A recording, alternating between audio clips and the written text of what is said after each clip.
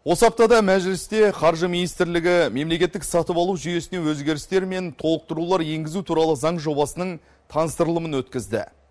Жаңа құжат бойынша Қазақстандағы мемлекеттік сатып алу істеріне Ресей мен Беларусьтың компаниялары да қатысуға мүмкіндік алмақ.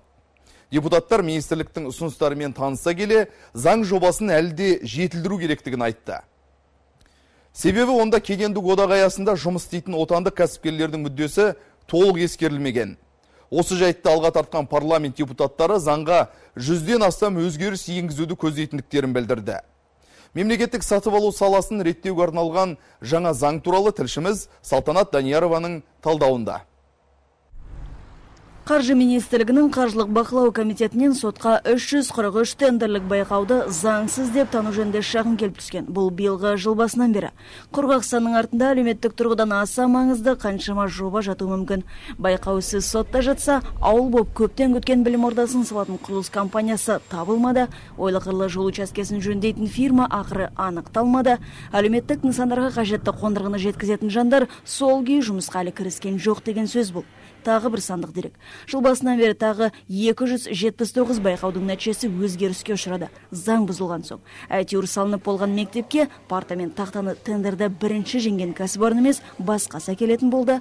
Жолдың шұңқырларын екінші бір мекеменің адамдары жамайтын болды. Басталған істің енді аяқталатыны жақсы ғой. Бірақ бір байқау бұзылып, басқасы өткенше қаншама уақыт өтеді. Заң бұзылған жерде солай бола ма десек, тексеруші органның қырағы көзіне ілікпеген тендердің өзінде де жағдай мәз емес. 1 январда басталып, тендер өтеді, басқасы өтеді, майда бастайды жаңа объектіні, подрядчик. Бір жылға қазір 1 миллиард теңге ақша береді. Ноябрь, декабрь, январь, февраль 4 ай бізде жұмыс болмайды, өйткені күн суық. Сонда 1 миллиардты 8 айға бөлеміз. 8 ай келеді де ол где-то 120, 150, 160 миллиард теңге, миллион теңге ақша болады. Ол қыруар ақша ол, келесі үкіметтің рамкасымен алған деді. Сөйтеді де мысалы ол ақша игерілмейді. Бюджет қаржысы игерілмеуінің басты себептерінің бірі мемлекеттік сатып алу жүйесі. Үкіметке бұл мәселені терең зерттеу қажет деген мемлекет басшысының сынынан кейін тура бір ай өткесін Қаржы министрлігі парламенттің төменгі палатасын мемлекеттік сатып алуға қатысты заң жобасымен таныстырды.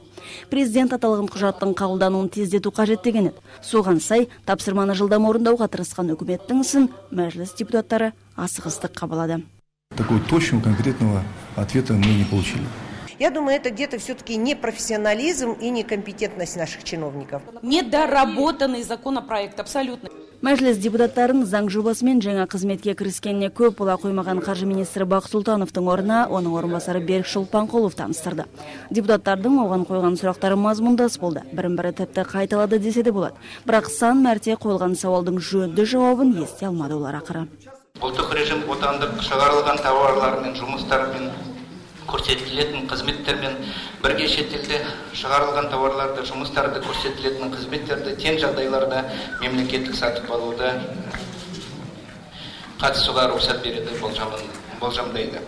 Вице-министр айтып отырған ұлттық режим экономикалық кеңістіктің құқықтық базасын қалыптастыру аясындағы келісімге сәйкес енгізіліп отыр.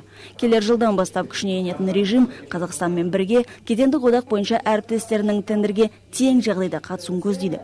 Сол үшін отандық өнім өндірушілерге осы уақытқа дейін жасалып келген жеңілдіктер де алынып тасталып отыр. Мемлекет сатып алу жобаларымыз егер жасалынса, бұл біздің орта шағын кәсіпкерлерге үлкен бір көмек болушы еді. Өйткені бүгінгі 7 триллиондай қаражат келесі жылға бекітілді бюджетте.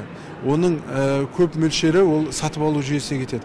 Ол егер соны жасаған компаниялар өзіне 10-15% пайда түсіретін болса, ол 3-4 миллиард доллар жаңа инвестиция орта шағын кәсіпкерлікті көтеруге. Если сегодня по существующему закону қолданыстағы заңға сәйкес қазір бізге 5% шартты жеңілдік. Қазақстандық өнімнің 10% үлес салмақ үшін тағы 1%-дан жеңілдік жасап отырса, кедендік одақ аясында бұл артықшылықтарымыздың бәрін алып тастайын деп жатыр.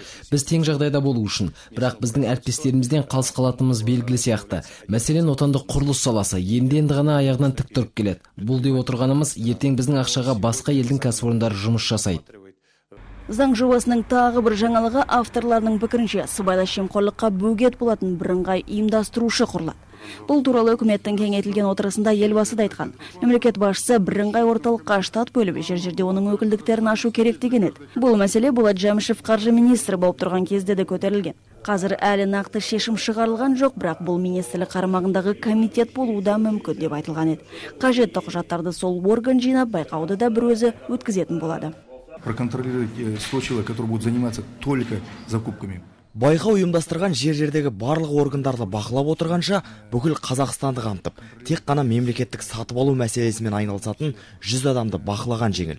Сондықтан Қазақстанда бірыңғай операторды құру қажет. Бірыңғай оператордың мемлекеттік сатып алулардың жеңімпазды анықтап қана қоймай, сонымен бірге тауарлар мен қызметтерді уақытында жеткізу бойынша жергілікті атқарушы органдармен өзара жауапкершілікке болуы деп дұрыс деп санаймыз. Министр болып тұрған кезінде Болат Жамшевтің тағы бір айтқаны бар. Биыл мемлекеттік сатып алудың жалпы саны 1,058,000 болды деп. Жобаларға бөлінген қаражаттың бәрі бірдей жұмсалмай 4% үнемделді. Ең аз үнемдеу тауар не қызмет түрін ұсынған бірақ қана тұлға қатысқан тендерден түсті. Мұнда жатқан бір гәпті елбасының өзі ашық айтты. Бұл жүйе нақты бір жабдықтаушылардың мүддесін қорғауға жол береді деді президент. Байқауға қатысам деушінің ісін қайтарып жіберудің бір амалы құжаттың толымсыздығына сілтеу. Заң жобасы керек қағазды жөндеп алып, түгендеп шығуға 3 күн беріп отыр. Тендерге қатысып жүрген кәсіпкерлердің айтары көп. Бірақ заң жобасының президент сынынан кейін мәжіліске жылдам жеткені соншалық, кәсіпкерлердің ұлттық палатасының бір сүзгісінен де өтпепті. Для того, чтобы создать действительно работоспособный документ, который... Жөнді жұмыс жасай алатын құжатты дайындау үшін оған қатысы бар ау деген тұлғалардың дегеннен шығу үшін сол құжат сарапшылардың талқысынан өтуі тиіс. Жеке кәсіпкерлік туралы заңда айтылғандай кез келген заң ұлттық палатаның алдынан өтуге міндетті. Бірақ мемлекеттік сатып алуға қатысты заң мәжіліске бізді айналып өтіп түсті. Депутаттар мен сарапшылар бір оқып, талқылап шыққасын барып бізге тиіп жатыр. Жолдың сапасы неге сын көтермейді? Халық көптен күткен әлеуметтік нысандардың құрылысы неге ұзаққа созылады? Білім беру, денсаулық сақтау, құрылыс, мемлекеттік сатып алу талаптары жиі әрі өрескел бұзылатын салалар осы. Ал 170 миллиард теңге игерілмейді қалды. Қажетті тауарды кәсіпкерлердің аз ғана уақытта жеткізуін талап етіп, ол орындалмағасын артынан тұрақты бір тұлғаны байқау жеңімпаз етіп шығаратын шенеуніктердің өзі деген еді елбасы. Ал олар жауапкершіліктен қашады. Бірі-біріне сілтейді. Депутаттардың ойынша заң жобасында мүлдем көрініс таппаған бір нәрсе бар. Ол жауапкершілік.